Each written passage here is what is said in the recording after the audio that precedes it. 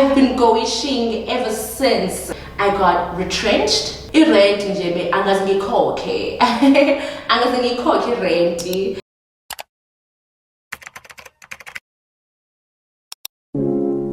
Hello there everyone, welcome back to my channel and thank you so much for tuning in.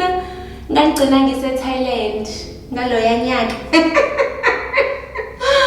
Ngangcina ngise Phuket, living my best life, and let me tell you, I have been going ever since. I've been going through the most. Winds of change have been blowing, cold winds.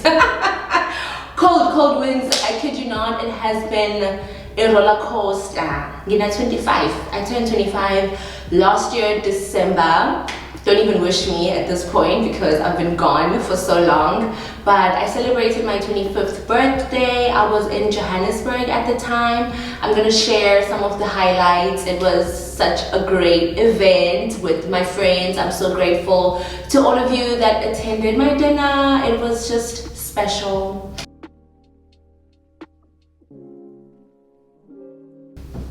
So that was supposed to be a birthday celebration, but it ended up being my farewell because somewhere in between my last sit-down video, I got retrenched from the job that I had moved to Cape Town for initially. I got retrenched, I think 4 months into that job. I thought I was gonna film that. I tried to film that, but I was like, how am I? I was so lost and traumatized in that season of my life, and you know, I was still getting comfortable in Cape Town. I was vlogging, you know, feeling it. Rock. I was rocked from my feet, and you know, I tried to find balance. I did get a nice fat payout due to that whole, it was an involuntary retrenchment, so involuntary retrenchment. So there is a severance package. I had relocated, so the company did reimburse me. It was just unforeseen circumstances and I got the short end of the stick. Shoot, my trials and tribulations that the Lord had designed for me to go through at the time. And yeah, it's been, I think, over a year and a half, maybe even 2 years since then, but I just decided to, I wanted to be in Cape Town so bad because if you remember, I did not want to be in Cape Town initially. I was looking for a job in Johannesburg after my internship, and the company I was interviewing with recommended me to a company in Cape Town, and I ended up getting that job and I moved to Cape Town. That was my first real full-time big girl job after being an intern. So when I got retrenched from that, I had moved to Cape Town and I was like, oh my God, I love it here. And I was embracing that whole experience, even though it was not part of my original plan. And then I had to reroute basically because I got retrenched. And then I was like, okay, I'm gonna go back to school. I was still registered at WITS. I am doing my master's. Yeah, I graduated post-grad diploma at WITS in property development and management, and then I continue to do my master's. I've done all the coursework and I'm now focusing on my dissertation, which has been another challenge on its own, but you know, we're pushing one day at a time, one step at a time.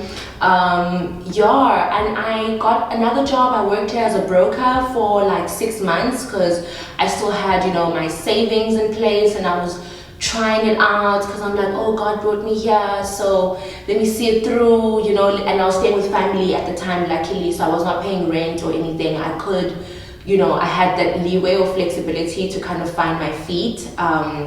So nje ngaba up and down, ngabe Joburg, ngabuye ngase Cape Town, ngingasebenza kwangalunga, and I had to just be like, you know what, babe, let's get back to the drawing board. I moved back to Rez. I moved back to Rez when? Somewhere there. I moved back to Rez and I looked for a job again in Johannesburg, and I did get a job quite easily. You know, the Joburg market is actually, it is much faster in terms of like movement, like getting a job and stuff like that, it was quite slow in Cape Town, especially during that time, because I ended up being a broker, and when you are a broker, you work on commission. It was a great company. I loved the culture, but there was stress. So even around the time that I bought the car, I was actually working as a broker. I got the car so that I could be a broker and go for viewings, and you know, it takes a lot of traveling. I was a broker in commercial property, so more like industrial, commercial, a bit of retail. So that's what I was working on at the time. Great opportunity. I enjoyed it so much, like I really did, but the fact that there's no certainty of income was really messing with me. So I just don't think I was the profile or the person to be in that job at the time with my whole situation, you know. I would probably do it again if I had the leeway and, you know, enough income to sustain me through the months where I'm still building my pipeline. But yeah, not at this stage. At this stage, I need a salary. I need a paycheck at the end of the month. Like, I need that. So I did get that kind of a job in Johannesburg while I was still juggling. I've just been juggling studies and work. You'll know how it's been, you know, trying to build work experience while still furthering our studies. That's been the balance. It's still the same situation. I was in Joburg for 8 months. I was miserable.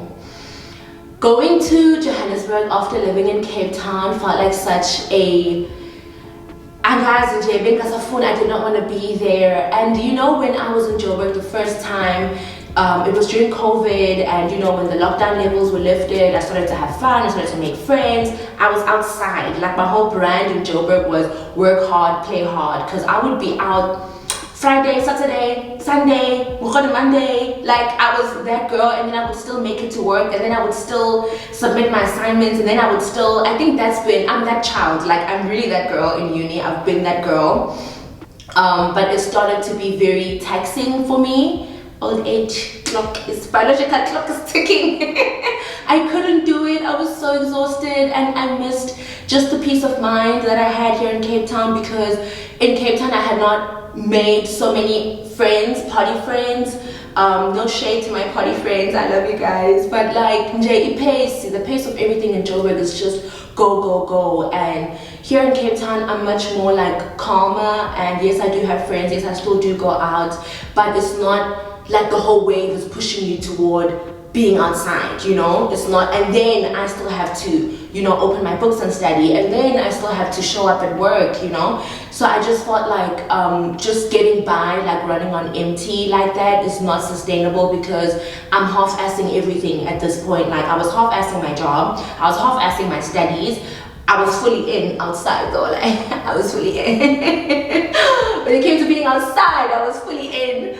But it was just a lot, and I realized that the woman that I am becoming, or the next season of my life that's coming, requires me to be very focused on my career. And yes, I can still go out, but not so much, you know. Like, if you're gonna build something and you're gonna excel at something, certain things just have to fall away. And it was very difficult for me in that environment in Johannesburg, obviously having friends and so it was just always like, I would say no, oh, I'm not going out, stay in the house, checking my phone, WhatsApp stories, people are outside, people are calling me, where are you? Oh my god, then I have FOMO. So I'm like, I don't need that stress. Nobody calls me in Cape Town. And I mean, even if people call me and I say no, like, no is no, and I'm not going to be having FOMO at any point. Like, I feel comfortable with deciding to not go out on a certain weekend and then going out as and when I feel like it. So, it will power and discipline, but thank you, Lord, for showing me my weaknesses and also giving me the opportunity to then branch out, because I got a job in Cape Town. I started job hunting very intentionally second half of last year, to just move back to Cape Town and get a job here. And I was like, if I'm gonna leave Res and start paying rent, I would rather do it in this environment, because it's much more conducive to my growth.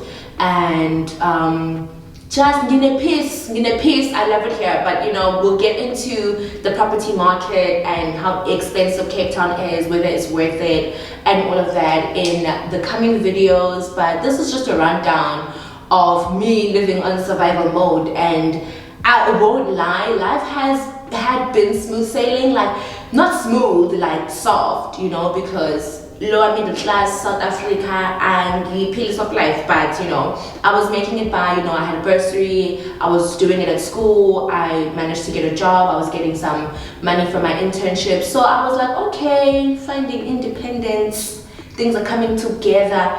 I never saw, and you know what, when I was going through that, when I was going through retrenchment and having to like restructure my life and redo the plan and okay, what's next, what am I going to do now, it didn't feel so much like I was on survival mode. It's only when I started my new job that I realized I'm doing this all over again, and I had heavy PTSD. Like, I was at my new job, it's very fast paced, and the job that I was in Johannesburg, also another reason why I didn't want to be there was I just felt like it was way in my comfort zone where I was not being challenged enough and in that role. So I just wanted like a more challenging role in my career that will force me to grow, like force me to like apply myself and, you know, show up in my career. And let me tell you, like the company I'm in now, you're back to a high performance culture. It is a high performance culture, and I've been a slacker because it was a shock. I was like, God, I know I said I want a challenge, but the challenge is challenging. I was like, oh man, DP upper. But I'm now finding my balance. Take a sip of some water. Thank you for watching thus far. I've been rambling. Please don't forget to like, comment, and subscribe. We are gonna get into it. I even prepared my notes for this whole chapter. Half of it is definitely the rewind, which I have done. And yeah, the miracle that I got this job, it was a miracle. I really was praying because I was like, and I just knew for a fact that I don't want to be in Johannesburg. I just knew for a fact that I don't want to spend these years right now, that I don't want to spend them in an environment like Johannesburg. Like, I would need to find a bit more stability and just get out of the whirlwind and ground myself and decide like, okay, who do I want to be? What do I want to achieve? Like, I was still able to do that, but I'm also learning myself. I'm becoming a woman. Like, I swear to God, it's so real. Like, I'm 25 and I'm thinking the next 5 years is from now to 30. The past 5 years have been really about uni, and in uni you have the leeway to like, you know, you can play, you can work, you can juggle, and like, you know, I have very good friends, very supportive friends. So the last, between 20 and 25, it's been okay to cruise and, you know, just do whatever and figure it out as I go. But now, knowing what I know about life, like, I really can't continue on the same pattern as I have been in the past 5 years for the next 5 years. So I just needed to map out my life. What do I want to achieve? What does this require me to do, to be, in order to be this person, or, you know, to become and mold my life in the way that I want to before I hit the 30 mark. So I'm not sleeping on myself. I'm getting down to business, standing on business, and that is really why I'm back here. And God really showed up for me because He always showed up. Like, I never stayed unemployed. My car could have been repossessed when I was not doing my deals as quickly as I wanted to as a broker. Anything could have happened, really. So I feel very grateful to God and to my family and to my friends for the support, and that I've always had someone to just lean on. And it's been difficult still. It's been quite a shock, you know, like, to realize that life is expensive. I've been fortunate to have a bursary. I've been fortunate to live at Res through NSFAS, initially in undergrad and then postgrad through my bursary. So i-rent nje angazi ngikhokhe angazi ngikhokhe rent, and you know, buying furniture, all of these things, like, it's so real. Thank you for your patience. Thank you for the loving. We're gonna walk it out, but I think the most important thing to realize is that, yes, it's all good and well to have fun, but you must see who's emhlabeni serious, and izinto that you say that you want out of life are not just gonna appear. You know, you have to be intentional about how you're gonna get those things, what needs to fall in order to put you in a better position to get those things. And that's the journey that I've been on, and I'm really still like uncertain, but I feel so much better. I feel good that I am here, and that breakthrough that I got a very good job in Cape Town with a great company to come back this time around, and that I have job security. Being here into the first 3 months too with probation, I was like, oh man, what if I again? Like, that's when I realized I was going to get traumatized. So I really had heavy PTSD around my probation, especially because it was challenging. I felt like I'm learning a lot of new things, and am I doing it as quickly as I should be? But fortunately, my team is also very supportive, and God has been good. God puts the things in place. When you're ready to say next level, He puts the things in place and causes everything to truly work together for your good. So this is still the journey. The journey is continuing. There will be highlights, there will be fun times, there will be travel vlogs, there will be apartment viewings, there will be one-on-one sit-down conversations like this to really get into it. Let me know what you want to see on the channel going forward. If there's anything I touched on now that you want to hear more about, because this has been like catch up. Yo, that is the journey. I don't want to ramble any further.